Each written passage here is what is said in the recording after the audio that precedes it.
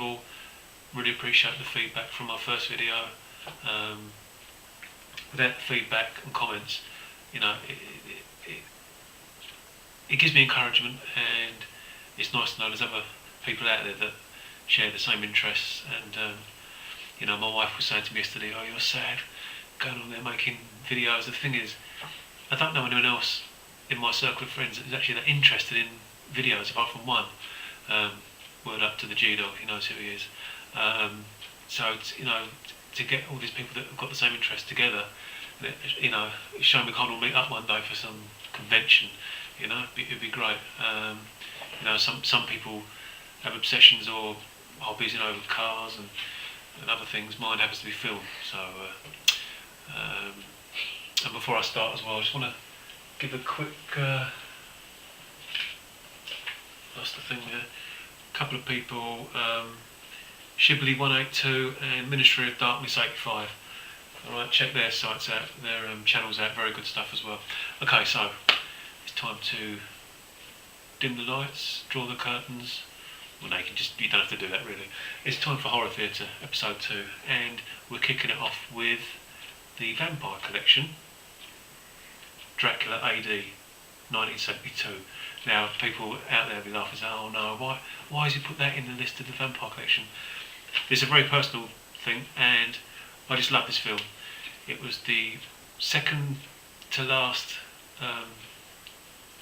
Dracula film that Christopher Lee made, or sorry, Sir Christopher Lee. I love all the Hammer horror films. This is a real guilty pleasure. It's cheap enough to buy it. Stephanie Beecham's in it, pre-Coronation Street days. Most people in the UK know about that.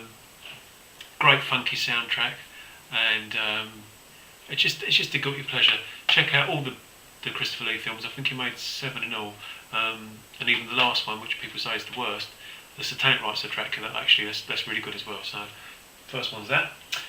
Second one, these aren't reviews by the way. They're just me plugging films. Okay, once I've plugged them, you go and rent them or buy them. Dracula. Now, again, people might say, "Oh no, you know, Bela Lugosi's Dracula or Christopher Lee's first Castle of Horror of Dracula is a much better film." I love this film.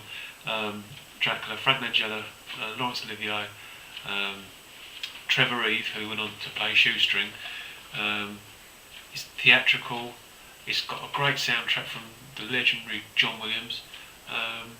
It's directed by this guy John Badham, who people out there will know. He directed Saturday Night Fever, which is also one of my favourite guilty pleasures of all time in my non-horror collection. Great effects for the time, great cinematography, just a really well-made film, very theatrical. You know, pre-CGI days. Got some great optical effects in it as well. You know, Albert Whitlock, he was the visual effects guy. Yeah, he was a top man back then, and you can't go wrong with that. As I say, a lot of people, you know, cast it aside as being a poor Dracula, but I really rate that film. So check it out. Fright Night 1 and 2. Fright Night Part 1, again, one of the first horror film I ever saw at the cinema. Fright Night Part 2 cost me a fortune to buy on Amazon.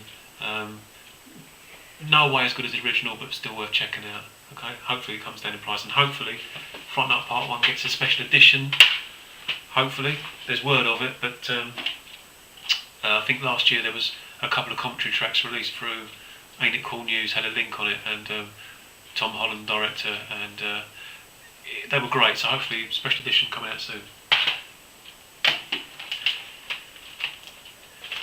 The next couple, we've got The Lost Boys and Near Dark, two of my favourite 80s vampire films. Near Dark, just a really good sort of mood and atmosphere. Bill Paxton starring in it, very funny. The Lost Boys, sort of a teen horror. It's not hardcore by any means, but not a bad little 2-disc set there. Check it out, Lost Boys. Moving on, because I run out of time. We've got the Blade trilogy. Okay, Blade trilogy. I'm sure you all know about these. For me personally, my favourite is Blade 2. Love that film. Closely followed by Blade 1, okay? And my least favourite would be Blade Trinity, which when I saw it in the pictures I was highly disappointed, but on DVD it grows on you. All these, well, parts 2 and 3 have got superb extras on. They're worth getting just for the extras alone, I think. So, the Blade trilogy, vampires. Another couple here, From Dusk Till Dawn and Legion of the Dead. From Dusk Till Dawn, George Clooney, Tarantino, starts off as a road movie, switches into a full-blown horror classic. Legion of the Dead, Olaf Ittenbach, I don't know how to pronounce him, is a German gore director, probably the best out there. This is probably one of my least favourite films he's done, but it's the only true vampire film he's ever done. Very similar to Dusk Till Dawn in tone. Worth checking out, and I'll be posting the Olaf greatest hits in probably one of my next videos. And last but by no means least, we have Darkness, the vampire version.